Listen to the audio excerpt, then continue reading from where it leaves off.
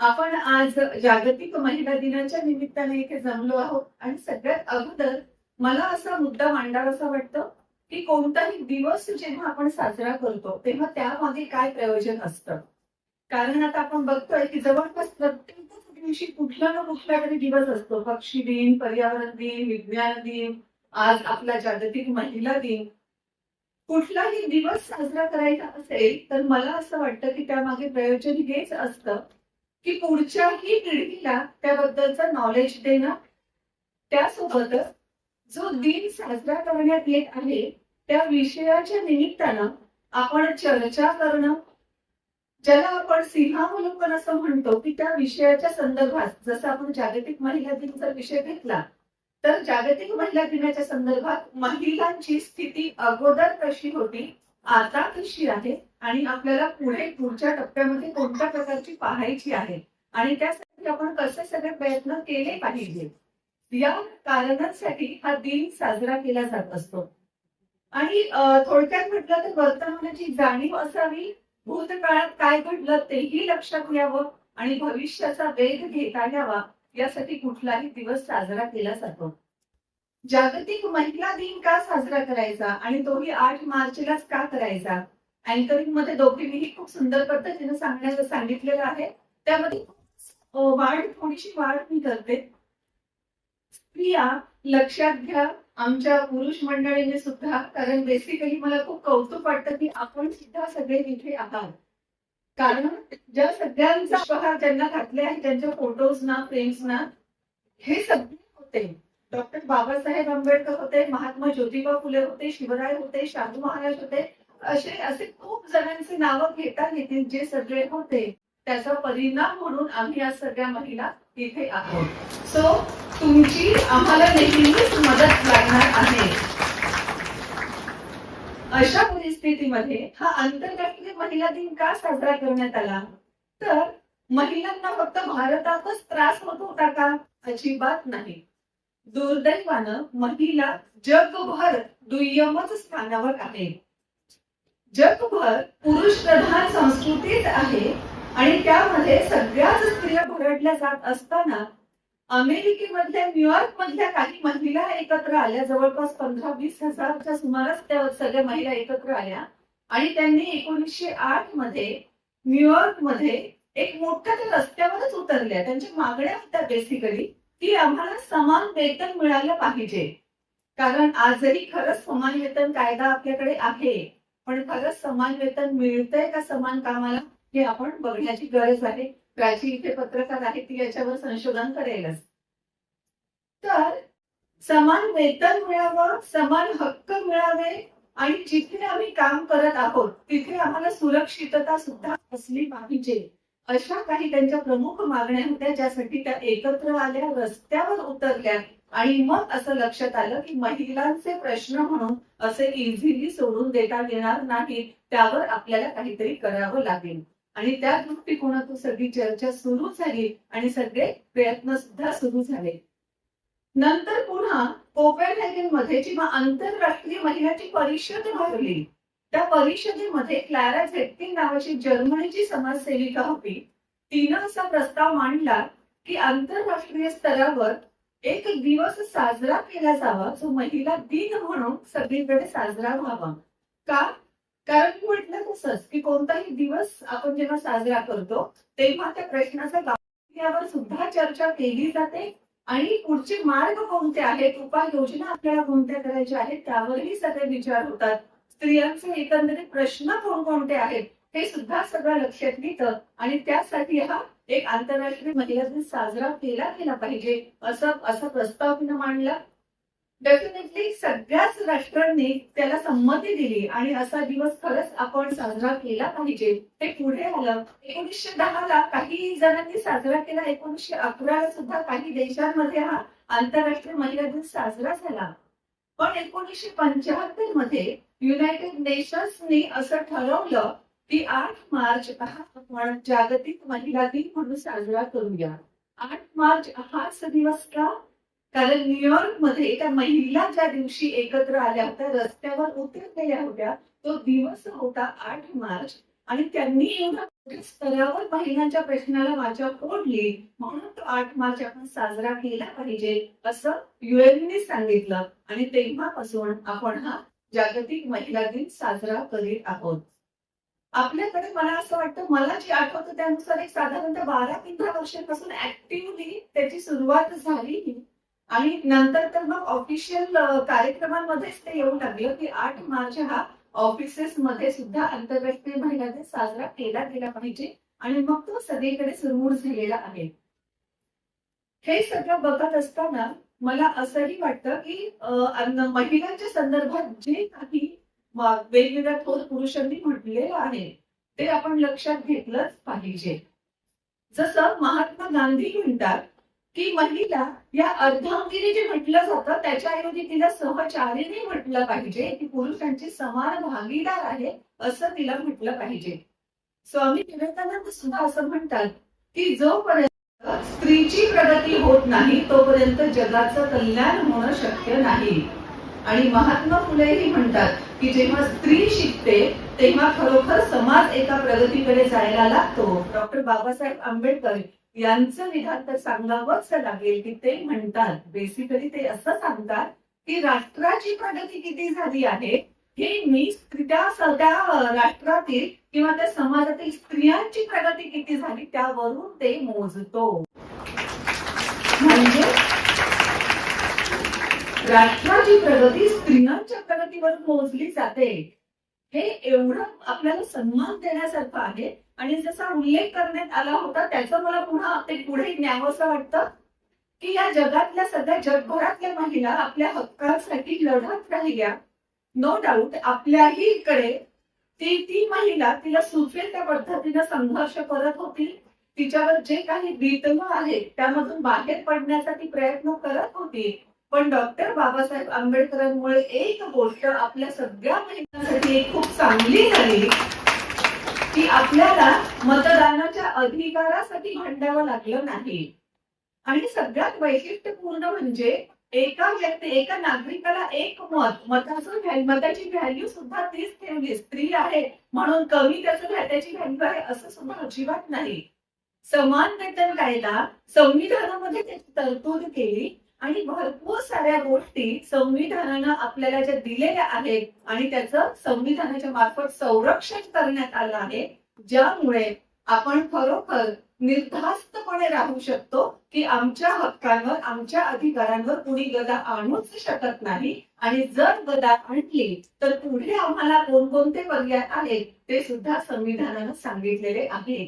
म्हणूनच त्रिवेणीच ना जेव्हा सांगितलं की त्यामुळे संविधानाचं प्रियम्बल जे आहे ते देत आहेत, मला खरंच खूप अभिमान वाटला. कारण अख्खा आपला देश त्याच संविधानावर चालतो. पुढे हा विषय देत असताना मला हेही जाणवतं की स्त्री आणि पुरुषांचे वैविध्य आपण म्हणूया, म्हणजे स्त्री पुरुष नैसर्गिक भेद वगैरे म्हणण्यापेक्षा आपण म्हणूया की निसर्गाला तसं विविधता आवडती, विविधता जी आहे. तर अशा विविधतेमध्ये सुद्धा स्त्रिया काही प्रमाणामध्ये पुरुषांपेक्षाही सरस आहेत. आपण इथे आहात म्हणून तर मी आवर्जून सांगू इच्छिते, जी सांख्यिकी आकडेवारी आलेली आहे त्यानुसार सुद्धा आणि बाकीच्या गोष्टी मी त्यामध्ये उल्लेख करेल. एक तर सगळ्यात महत्वाचं म्हणजे ज्यांना प्रसव वेदना आलेल्या नाही किंवा पुरुषांना माहित नाही की स्त्रीला प्रसव वेदना सहन करते, डिलिव्हरी पेन्स ती सहन करते म्हणजे नेमकं काय करते, नेमकं तिला त्रास होतो म्हणजे काय त्रास होतो हे सांगण्यासाठी डॉक्टर की 20 हाड एकाच वेळी मोडले तर जेवढा त्रास होईल, जेवढ्या वेदना होतील तेवढ्या वेदना ही आपली महिला प्रत्येक बाळंतपणाच्या वेळी सहन करते. आणि तिचं खरंच कर्तृत्व म्हणूया किंवा माया वात्सल्य म्हणूया की बाळाचा चेहरा पाहिल्यानंतर त्या सगळ्या वेदना तेवढ्याच पटकन ती विसरू नाही आणि लगेच बाळाच्या स्वागतासाठी ती असते. तुम्हाला मंडळींना मी सांगू इच्छिते, जस्ट आपल्याला एक छोटीशी ठेच लागली किंवा थोडस काहीतरी लागला कोपरा एखादा तर आपल्याला किती वेदना होतात. 20 हाड एकाच वेळी मोडणं म्हणजे काय आहे जस्ट कल्पना करा. तेवढा सगळा त्रास आम्ही महिला सहन करत असतो. ती सहन शक्ती तर डेफिनेटली आपल्यामध्ये आहे.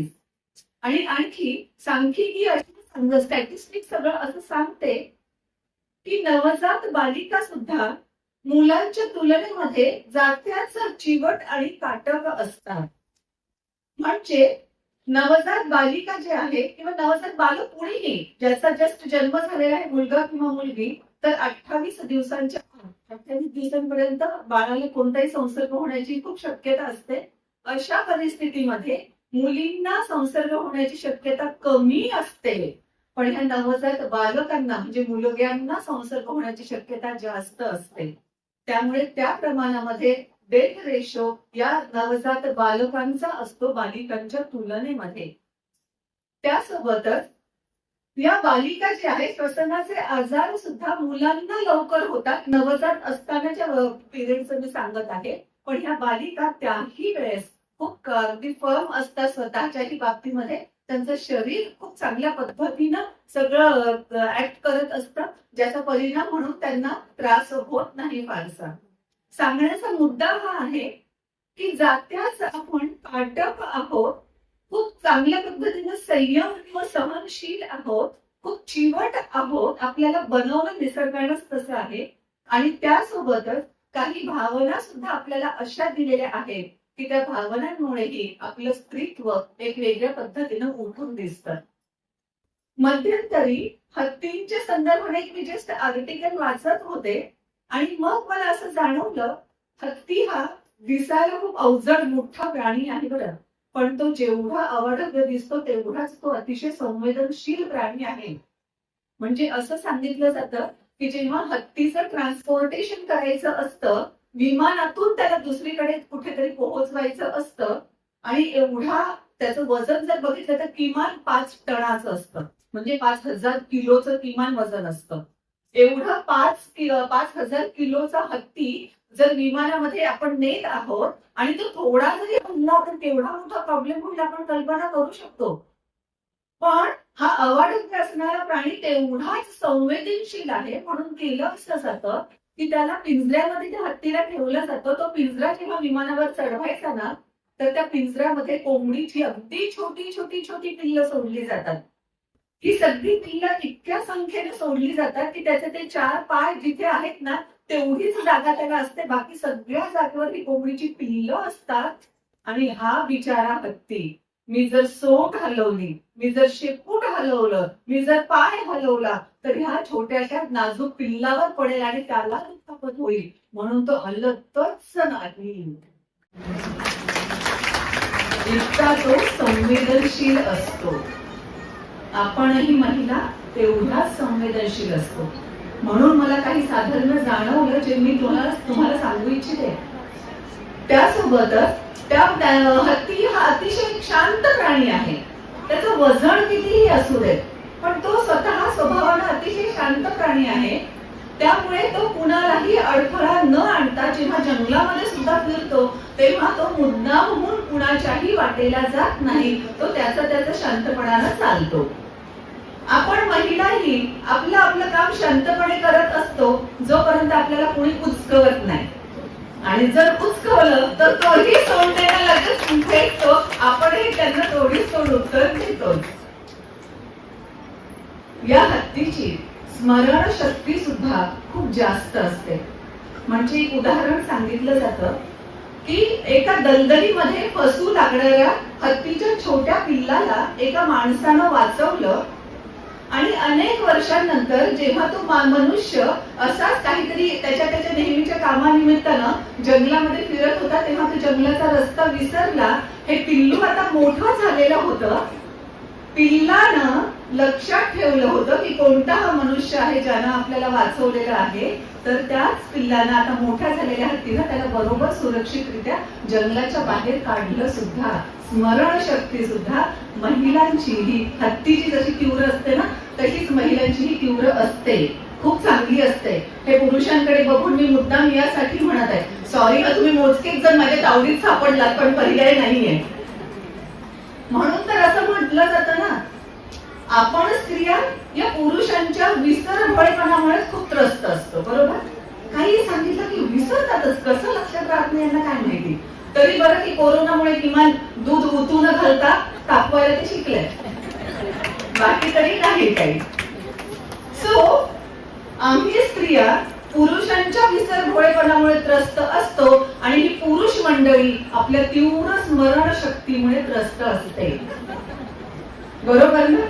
कारण एखादी घटना काही घडली की पार लग्नाच्या वेळेस ती माझ्याशी कसं वागली होती, तिनं माझ्याकडे कसं बघितलं होतं आणि तिनं असं असं केलं होतं, तिथपासून आम्हाला सगळं काही आठवतं आणि ते तुम्हाला सहन करण्याशिवाय पर्याय नसतो.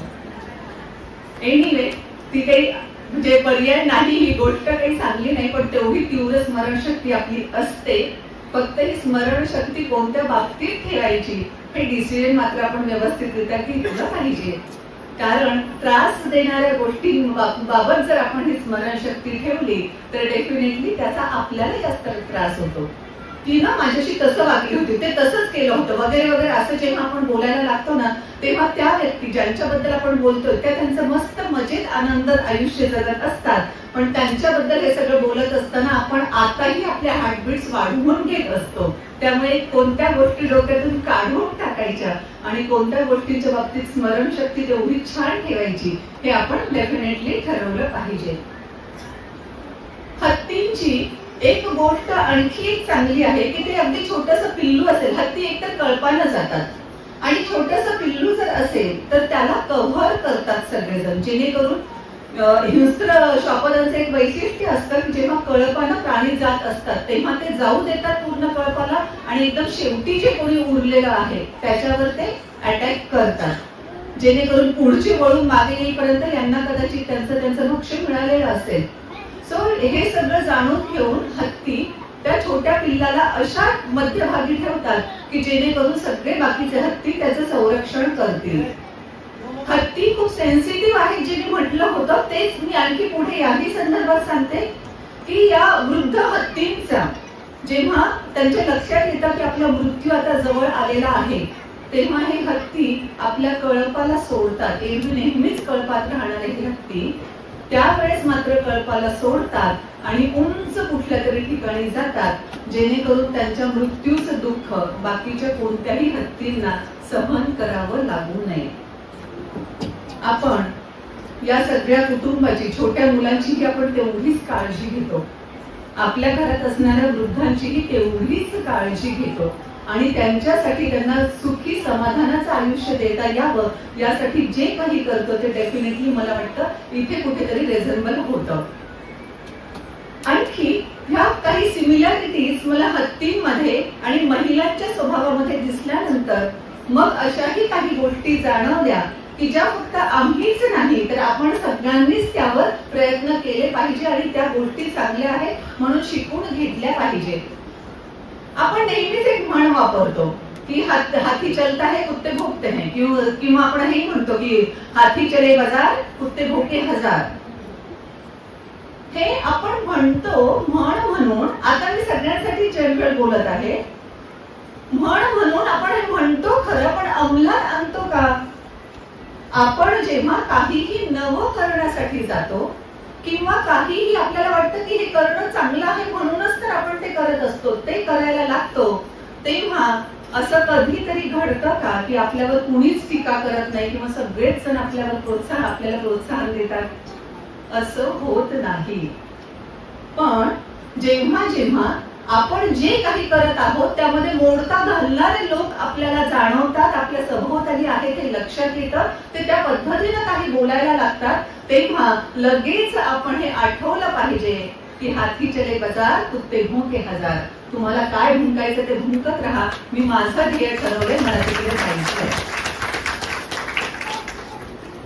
त्याचसोबत आणखी एक महत्वाची गोष्ट, मी हत्तीचं उदाहरण का घेतलं आहे कारण एक तर रेझेम्बलन्स मला दिसलं ते तर आहेच, पण आपली संस्कृती पण अशी आहे की आपण चराचर सृष्टीमधून काय काय शिकता येईल ते शिकत राहतो.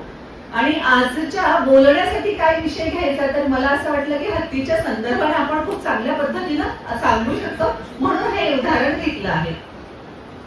हत्तीच्या बाबत आणखी एक गोष्ट सांगितली जाते की काही अंध व्यक्ती होत्या आणि त्यांना हत्तीला स्पर्श करून हा नेमकी काय प्राणी आहे, हत्ती हा कसा आहे हे सांगण्यासाठी सांगितलेलं होतं. ते करतायत, त्यांचं काम करू देत की त्यांना, आपण कशाला तिकडे लक्ष द्यायला हवं? तर अशा परिस्थितीमध्ये जेव्हा या अंध व्यक्तींनी त्या हत्तीचा जो अवयव सापडेल त्या अवयवाला हात लावला आणि त्यांची कल्पना बनली की हत्ती हा असा असतो. ज्यांचा हात कानापर्यंत पोहोचला आणि कानाला त्यांनी स्पर्श केला त्यांनी सांगितलं की हत्ती हा सुपासारखा असतो. ज्यांनी शेपूट हातामध्ये ज्यांच्या आलं होतं त्यांनी सांगितलं की हा हत्ती एका दोरीसारखा असतो. ज्यांनी त्याच्या सोंडेला हात लावला त्यांनी सांगितलं की हा एखाद्या मोठ्या सापासारखा आम्हाला जाणवतोय. ज्यांनी त्याच्या पायाला टच केलं त्यांना असं वाटलं की हत्ती हा झाडाच्या एखाद्या मोठ्या खोडासारखा आहे. आणि प्रत्येकाचं वेगळं वेगळं होतं का? कारण प्रत्येकानेच वेगळ्या अवयवाला टच केलेला होता. ही गोष्ट आपल्याला काय सांगते? आपल्याही अवतीभोवती बरेच जण असतात, विशेषतः महिलांमध्ये आपण जे म्हणतो गॉसिपिंग जास्त चालतं, ते गॉसिपिंग दुर्दैवाने ह्या अशा गोष्टींमुळे चालतं. कारण प्रत्येकीचं एखादी घटना काहीतरी घडलेली असते, त्या घटनेचं आकलन करण्याची शक्ती प्रत्येकीची वेगळी असते आणि हे आकलन जे ग्रास्प केल्यानंतर त्याचं इंटरप्रिट कसं करायचं, पुढे सांगायचं काय आहे, त्यानंतर पुढे त्यामध्येही कम्युनिकेशन गॅप्स येत राहतात. अशा सगळ्या परिस्थितीमध्ये जे समोरच्या व्यक्तीपर्यंत सांगितलं जातं ते खरंच खरं असतं असं नाही. त्यामुळे विशेषतः आम्हा महिलांना त्रास होतो, तुम्हाला माहित असलं पाहिजे ना, म्हणजे आमच्याशी वागायचं कसं ते तुम्हाला कळतं म्हणून सांगते. आपल्याला त्रास त्याचा होतो की कुणीतरी आपल्याला सांगतं की ती तुझ्याबद्दल तसं म्हणाली आणि तसं म्हणाली म्हटलं की आपला अख्खा आठवडा वाया जातो. ती मला असं कसं म्हणाली, असं कसं म्हणाली. सो तिथे थांबा. तिच्या नजरेमध्ये हत्ती तसा असेल पण खरा हत्ती फार वेगळा आहे. त्यामुळे खरंच तथ्य काय आहे हे आपण लक्षात घेतलं पाहिजे. अर्धवट माहितीच्या आधारे आपण अजिबात पुढे जाता कामा नये. जे सध्या इंडियन मीडियाबद्दल बोललं जात आहे, म्हणजे असंही म्हटलं जात आहे ना की बेंजामिन नेतन्याहू त्यानंतर ट्रम्प हे सगळेजण रिक्वेस्ट करतात की आम्ही आमचं युद्ध थांबवतो पण इंडियन मीडियानं बातम्या देणं थांबवावं, कारण खऱ्या युद्धापेक्षा ही तीव्रता आपला मीडिया फार जास्त दाखवतोय. तर त्याच पद्धतीनं जेव्हा व्हॉट्सअप युनिव्हर्सिटी काहीतरी पसरवते तेव्हा खरंच ते कितपत मनात घ्यायचं आहे, फॉरवर्ड करायचं आहे किंवा त्या गोष्टींवर सांगितलेलं इम्प्लिमेंट करायचं आहे हे आपण बघितलं पाहिजे. कारण हीच व्हॉट्सअप युनिव्हर्सिटी कधीतरी कोणत्या तरी लिंक्स टाकते आणि आपण नॅचरली लिंकवर त्या क्लिक करतो आणि मग नंतर कळतं की आपले पैसे खात्यातून गेलेले आहेत. सो हे सुद्धा आता पुढा जेव्हा असं सगळं तुम्ही कराल ना, म्हणजे आपण करू तेव्हा काही क्षण थांबायचं आणि हा हत्ती सुपासारखा आहे का सोंडेसारखा आहे का आपल्याला अख्खा हत्ती व्यवस्थित बघायचा आहे ते आपण आपलं ठरवायचं. मला खात्री आहे की असा कुठला तरी अर्धवट हत्ती समजून घेण्यापेक्षा आपल्याला पूर्ण हत्ती समजून घेणं जास्त आवडेल आणि मग पूर्ण जी बातमी, खरी बातमी म्हणण्यापेक्षा कोणताही प्रसंग किंवा कोणताही किस्सा जो खरा असेल तो आपण फॉरवर्ड करायला हरकत नाही. पण अर्धवट काहीतरी आपल्याला आलं आणि कधी कधी तर न वाचता पण फॉरवर्ड करतो ना, सो ते तर अजिबातच करायचं नाहीये. आणि या हत्तीच्या संदर्भात last but not the list ते एक उदाहरण, ती एक गोष्ट मी अवश्य सांगेन. ही गोष्ट आपल्या सगळ्यांसाठीच खूप महत्वाची आहे. विशेषतः आपल्या घरातले मुलं मुली वाढत्या वयातले जे असतील त्यांना तर सांगितलंच पाहिजे. कारण आपल्याला तरी जगाचा बऱ्यापैकी अनुभव आलेला असतो, लोकांना टॅकल कसं करायचं हे बऱ्यापैकी आपल्याला आता कळलेलं असतं, पण ह्या मुलांना अजून कळालेलं नसतं. त्यामुळे त्यांच्यापर्यंत हे पोहोचवायचं. जे म्हटलं जातं की एवढा कुठं आपणही कधी पाहतो की गजानन महाराजांच्या पालखीच्या सोबत किंवा आणखी कुठल्या सोबत एखादा मोठा हत्ती आलेला असतो आणि त्या हत्तीला एक साधी दोरी बांधून एका झाडाला बांधलेलं असतं, साधी दोरी असते. आता खरं तर या हत्तीमध्ये ताकद असते, ज्या झाडाला ती दोरी बांधली ना ते अख्खं झाड उन्मळून टाकण्याची ताकद त्या हत्तीमध्ये असते. पण हा हत्ती त्या दोरीमुळे त्या झाडाला तसाच बांधलेला राहतो. कारण त्याचं तेच आहे की लहानपणी जेव्हा हा हत्ती छोटस पिल्लू असतं तेव्हा त्याला अगदी बिलकुल तोडता येणार नाही एवढ्या जाड साखळ दंडाने बांधलं जातं झाडाला. हे छोटस पिल्लू निकरानं प्रयत्न करतं की मला बाहेर निघायचे, मला ही बेडी हातापायातली सोडून टाकायची आहे, पण त्याची ताकद तिथे कमी पडते, कारण साखळी जास्त ताकदीची वापरलेली असते. आणि मग बराच प्रयत्न केल्यानंतर या पिल्लाला लक्षात येतं की माझी ताकद माझ्या पायाला जी बांधलं आहे त्याच्या तुलनेमध्ये कमी आहे, आणि कितीही प्रयत्न केला तरी मी निसटू शकत नाही. उलट निसटण्याच्या प्रयत्नामध्ये माझ्या पायाला अधिक जास्त वेदना होतात. आणि तेच बालपणामध्ये हत्तीच्या डोक्यात जे असं गेलेलं आहे तेच त्याच्या आयुष्यभर डोक्यात राहतं. नंतर एका साध्या दोरीनं जरी त्याला बांधलं तरी त्याला तेच वाटत राहतं की मी या बेडीमधून माझा पाय सोडवू शकत नाही, मी अडकलेलो आहे, बंधनामध्ये आहे आणि माझं आयुष्य असंच आहे.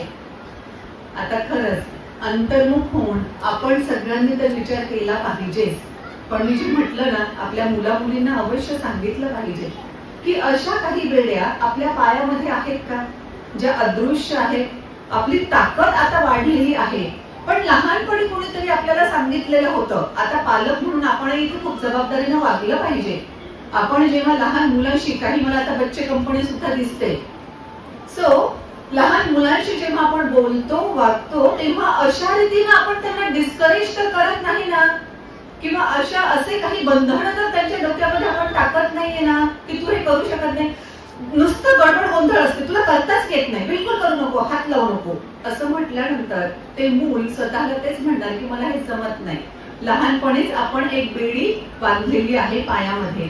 मग ते मूल आपलं मोठं कितीही झालं तरी सुद्धा नाही मला ते जमत नाही, मला ते समजत नाही, अशा पद्धतीनं होतं.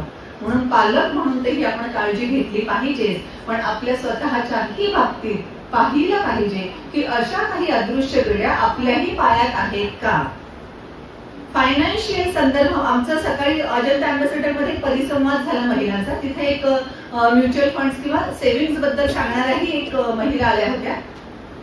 तर त्यांनी सांगत होत्या की महिलांचं त्यांना जाणवलेलं वैशिष्ट्य काय होतं की महिला पैसा अर्न करतील बचत गटाच्या माध्यमातून. सुजाताताईंनी जसं सांगितलं की बचत गट भरपूर आहेत, त्या व्यवस्थितरित्या अर्न पण करतात, अर्न करतील, पण मग तो आलेला पैसा इन्व्हेस्ट कुठे करायचा, मग आपल्या नवऱ्याला सांगतील. नवऱ्याला सांगण्यामध्ये काहीही प्रॉब्लेम नाही, जरूर सांगा, कारण शेवटी दोघंही कुटुंबाचाच भाग आहे, घटक आहेत. पण तेही जर अशी बेडी डोक्यामध्ये असेल की नाही ते फायनान्शियल मॅटरना जरा फार अवघड असतं, ते डोक्याच्या वरच जातं, त्याच्यावर मला नको, तुम्ही तुमचंच बघा, असं जर असेल तर लगेच लक्षात घ्या की ही बेडी आपल्या डोक्यामध्ये आहे, जी आपल्याला स्वतःलाच काढून टाकायची आहे. म्हणून मला असं वाटतं या जागतिक महिला दिनाच्या निमित्तानं फक्त आपण महिलांनीच नव्हे तर आपण सर्वांनी या बाबतीत तर नक्कीच जागरूक झालं पाहिजे की अशा कोणकोणत्या अदृश्य बेड्या आपण स्वतःमध्ये लावून घेतलेल्या आहेत, किंवा समाजानं तुला जमणार नाही, तुला करणार नाही, आपल्या पिढ्यांमध्ये कोणी केलेलं नाही, अशा वेगवेगळ्या शब्दांच्या माध्यमातून या बेड्या आपल्या पायात बांधलेल्या आहेत. त्या सगळ्या आपण डेफिनेटली शोधाव्यात आणि एक एक बेडी तोडून टाकण्यासाठी आपण खरंच प्रयत्न करावा. आपली ताकद वाढलेली आहे, आपल्या मागे आता या क्षणी सपोर्ट सिस्टीम खूप चांगल्या पद्धतीनं असते, आणि कुठून मदत घ्यायची असेल तर कुठून घ्यायची आहे हे सुद्धा समजण्याचं शहाणपण आता आपल्यामध्ये आलेलं आहे. सो या अदृश्य बेड्यांमध्ये जखडून न जाता स्वतःला खरंच स्वातंत्र्य प्रत्येक बाबतीमध्ये द्यावं, अशी मला नक्कीच आपल्या सगळ्यांकडून अपेक्षा असेल, आणि ते तुम्ही डेफिनेटली करू शकाल ही सदिच्छाही व्यक्त करते.